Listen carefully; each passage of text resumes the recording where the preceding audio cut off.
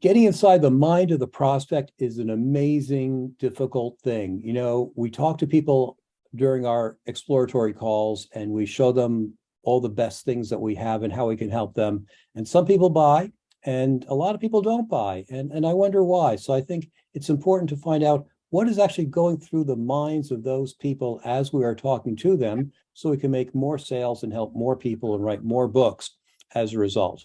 So today we are honored, and I say yes, honored to have Judith Briles as our guest. She's an award-winning and best-selling author of more than 43 books, earning over 47 book awards. To date, her books have been translated into 17 countries with more than 1 million copies sold. Judith's books and work have been featured in more than 1,500 radio and TV programs. She is the host of the Author You, Your Guide to Book Publishing podcast that has received over 13 million downloads. Wow. Yeah, very, very cool. She also posts short 3-minute videos on how to publish and market your books. Those appear daily on her YouTube channel, Dr. Judith Briles, the Book Shepherd, and she's the founder of the Colorado Authors Hall of Fame. And today, we're going to explore the wide world of book marketing that leads to author success if you do it the right way. So welcome, Judith. Thanks for being here. It's my pleasure, Dan. That's fantastic. You know, as I said in the introduction, we have new business calls all the time, and sometimes people buy from us and sometimes people don't.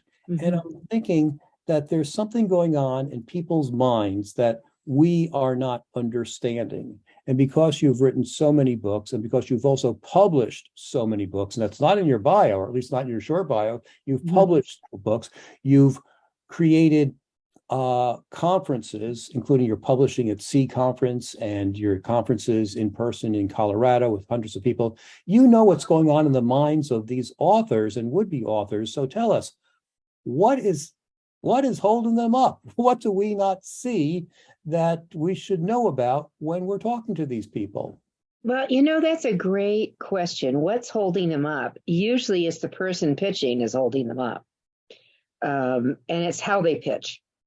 And it's, I see so many times they get right into buy my services, buy me, work with me, versus getting to know what the pain is. So the very first thing is you got to figure out the pain of whoever you're talking to. It's essential. What's their problem? And for me, where I also do ghosting, and that have probably fixed over 1,000 books of other authors now, that I always ask the question, who exactly are we writing for? And everybody. Well, that's a bullshit response. And you have to really narrow that down. I've always said the more you niche yourself, the bigger your market is. So it's important to do that. And then what's their problem? What's their pain? And if you can get your head around who exactly it is that you want to play with also. I mean, I think it's important to write for who you want to be with, so you can get in sync with them, so you can think like them. But also really what's their pain, because you're a pain reliever. And I don't care if you're a fiction author or a nonfiction author, we are pain relievers, whether we're supplying entertainment or whether we're giving them solutions to stuff. And I think with understanding those is the first hurdle. It has to be the first hurdle to go for. And the other thing is that people, too many authors don't know how to shut up. And Dan, when I say that, you know, when I ask someone about their book, I don't want to hear about the life cycle of their cat Fluffy. Right? I really want to know about what their book is. Can you tell me about your book? And now I get very specific. Tell me about your book in 2 sentences. And you as the author, or if you're coaching with someone, you got to teach them how to do that, because it's like they turn off. Your listener turns off instantly because they're often down another path. So it's the who, what's the pain, describe what you do. So as a professional, describe, I think, was it Jeff? Jeff said he's working on his other job. I wanted to know, what's your other job, Jeff? I wanted to know that immediately. Well, if you're not doing ghosting full time, what in the hell are you doing? So we have to be, our vulnerability comes up, and we have to be able to put that out, what we are really doing, and that, and what our expertise is about in 2 sentences. Better yet, can you do it in 10 words? That would make me really happy. To bring that down. So tightening up. And then when whatever you're doing, you better have a call to action with it, a CTA. And then last, Dan, is we don't ask. We don't ask for what we want. And often after I've spent a little time with someone who's called me to work with them, I will always say, I would be honored to work with you in bringing your book to life. So it's that call to action. So those 5 things have got to come into play, if that makes any sense to you. Oh, that makes great sense. Let's dive a little bit deeper. How much of the process should we talk about during this call versus if we have percentages, for example, how much of it should be investigative versus how much should be selling or describing our process? I think we can undo a close if we talk too much. Put that in the chat. How many of you have ever been into that? You get into the motor mouth side. That I think that you want to establish that relationship, but it's not the life story. And I let people know that, I'll always give people 15 minutes. If they get me interested, they could get an hour of my time, really interested. But I don't have the time. I don't have the bandwidth. I work 14 plus hours a day. I can't give away a gazillion hours. And as you're working through that if they say the right trigger things, they know who their audience is. They this is who they're writing for. And they can give me a really good summary, then I will deep dive, just like Dan, you do. I'll deep dive, and I always am looking for them to drop in stuff that makes me think, or I verbalize, tell me more.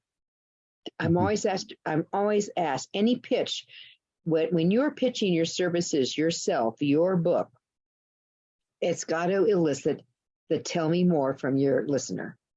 And if it doesn't, you failed. So going back, how much free time do you give? I think you have to be really careful. If people are starting, I am always generous with my time. I'm always saying, you need to, I'm going to suggest you do. I'll give you these 3 things to do.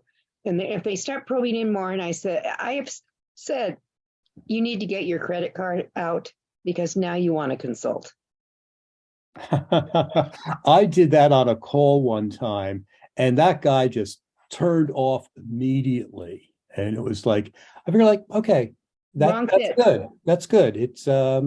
It becomes a wrong fit, because I am really leery, and I think that with the explosion of the self-publishing markets, that and also COVID helped it, with turned everything free. Everything is free. You get all this free advice everywhere.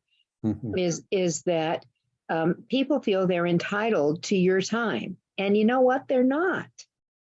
Oh, that is so true. I had someone book a time with me on my calendar a few weeks ago. Then she changed it to yesterday at 11 o'clock. Okay, fine. Life happens. Things happen. No problem. I'm there at 11 o'clock. She's not there.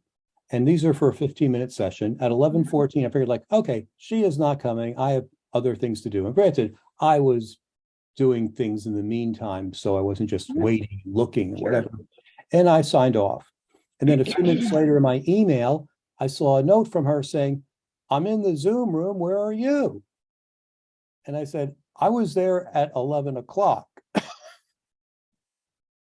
it was already 11:25 when she had sent it in. And she wrote back, said, so I guess I should close out of this room and leave. And that would be correct.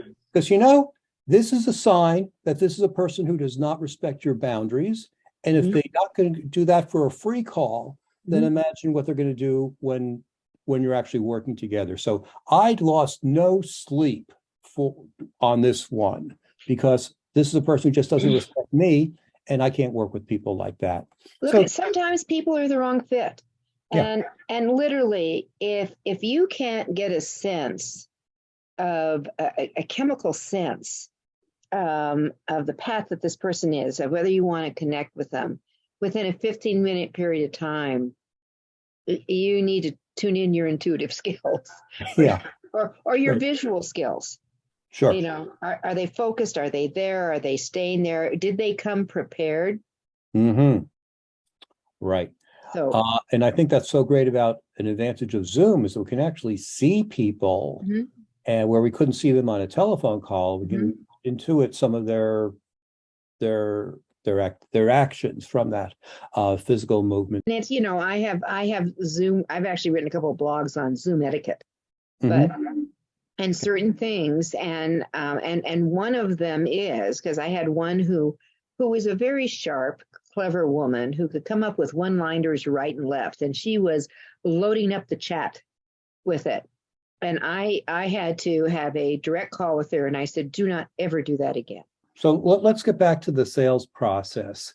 What's going through the minds of all of these potential authors when they're talking to people like us? Like, what is holding them back from actually saying, yeah, I want to work with him or her? Well, one of the things that holds them back is that I think, I don't know if entitlement is the right word, but everything's looking for the easy peasy way to do stuff. And they don't want to invest the time and the energy. They could have plenty of money to do it, but they don't want to put their time and their energy into it. They want maybe you to kiss it and make it well and do everything. And I can tell people I can do that. This is what it's going to cost. But my philosophy is that what we're doing is I want you to understand what we're doing. If you want to hire people to do all these other things, that's great, but you better jolly well understand what goes in the process. So you can tell if something goes astray, because Dan, I think all of our participants know people who have been screwed over and have been taken advantage of. And they're horror stories. And the self-publishing market has just exasperated that with predators out here. So that it's really important for you to be able to understand that there are red flags out there. So going into what's in their minds, they don't want to be screwed. They don't want to lose money. They want to be successful. So you've got to be able, in communicating with, that you're not going to say, I've had 700 million successes, because you're lying. You don't want to do that. And what you want to do is typically, here's the authors or clients I work with, we have the greatest amount of success.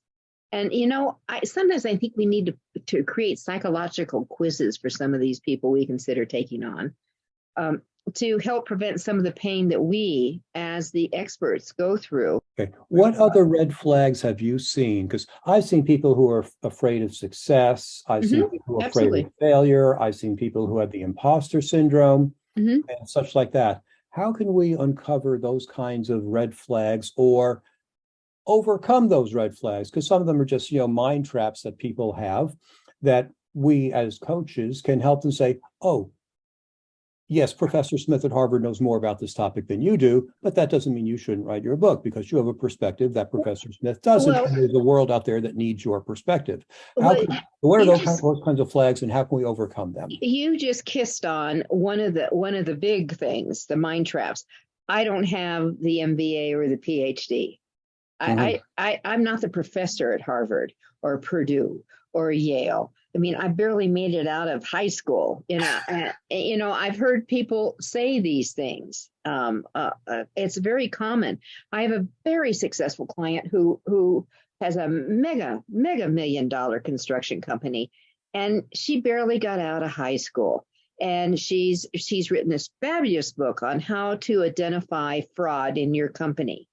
And she was afraid to get out there because she didn't have that MBA or the PhD or any other alphabet soup behind her.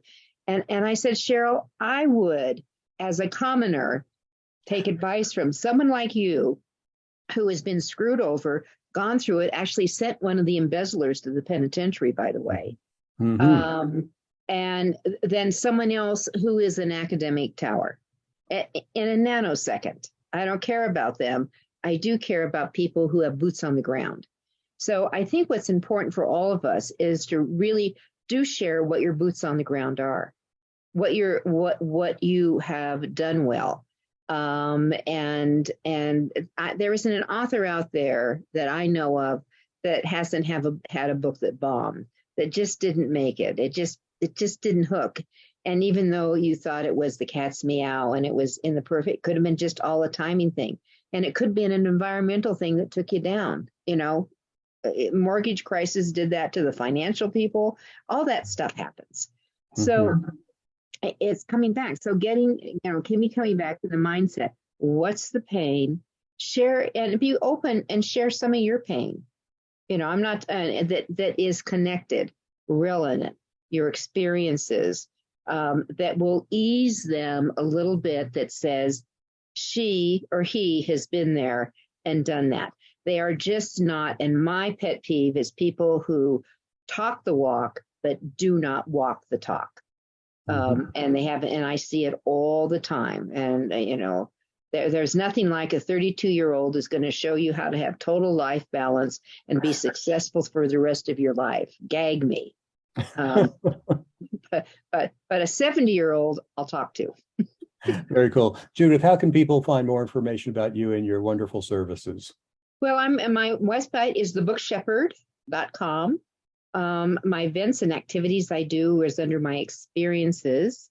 I have a blog that I'm excited, Dan. I have a new blog coming out I'm retiring my top 10 Twitter tweets blogs next week. The last one goes out and it's retiring, and I'm coming in with a really shorty blog. Sometimes they're just going to be 4 lines. Very fast on a Saturday. It's for inspiration or kick you in the butt, one of the two. Great. So thanks for being with us today. And all of our listeners can find more than 100 other videos on this YouTube channel and podcast on how to write your book in a flash. Thanks again.